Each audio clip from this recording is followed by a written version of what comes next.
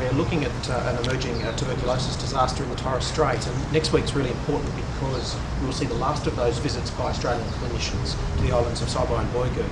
The great issue with TB is that it is infectious, and that there are up to 50,000 movements between PNG and Torres Strait Islands every year. So it's very important to have a clinical presence. I'm really disappointed that Queensland Health has, together with the Prime Minister, agreed to drop these clinics in this fanciful notion that AusAid can pick up the slack on the other side of Torres Strait. The reality is the promises that were made in October have not been met. The promise to have an imminent purchase of a tuberculosis vessel has not yet occurred.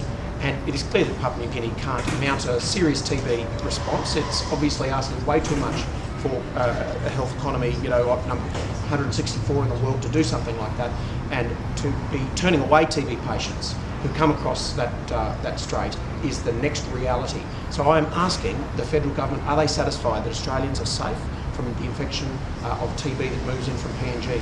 Is the government satisfied that PNG patients who turn up in desperation will be treated and not turned away inappropriately and lead to unnecessary deaths? We have the ability, if it was a person of another nationality with tuberculosis, they would be immediately retrieved and given top-class care.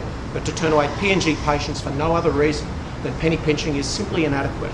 And we will have a resolution before Parliament voted on today, or at least considered. I hope that is passed. I hope there is a chance to again talk to the Premier, in fact both sides of Queensland politics, to make sure that these vital clinics continue. It's a fortnightly visit by a nurse, it's a 6-weekly visit by a TB specialist. You cannot expect Papua New Guinea to contact trace, to find index cases, and to work out the highly complex TB treatments that are required to avoid antibiotic resistance, which can lead actually to untreatable TB. So what about Campbell Newman? What's his position on this? Well, his position should be to continue the drug provision side of TB care, which obviously falls with the Queensland Government and is part of their forward estimates. But it really is the federal government that made this decision. Their notion that they can shift it across and rely on AusAid, I think, is fanciful. And don't forget also that the trips up there are actually funded by the federal government, potentially through the MSOAP program. So we're simply asking for that to continue under the existing arrangements. Do you think this is a priority for the government? I think biosurveillance should be a priority for all governments, and particularly that this is probably the two closest economies in the world with such a health gap.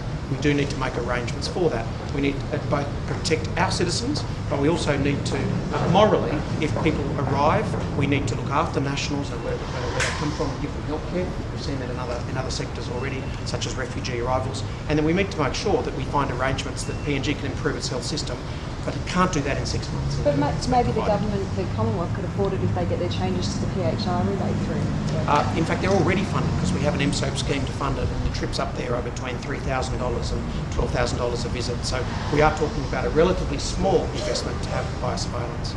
On other matters, in dentistry, of course, there will be significant discussions today with the ADA visiting the building, and it needs to be remembered that the Howard government introduced the chronic disease dental scheme.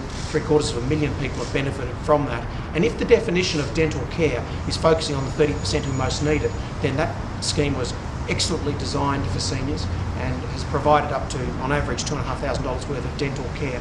And it really is important to never forget that this federal government has tried since the day it was elected to dismantle this scheme and more ominously threaten dentists who intend to carry out this work, that the scheme may disappear and they may not be remunerated. And we think that shows the true heart of this government in its attitude to dentistry.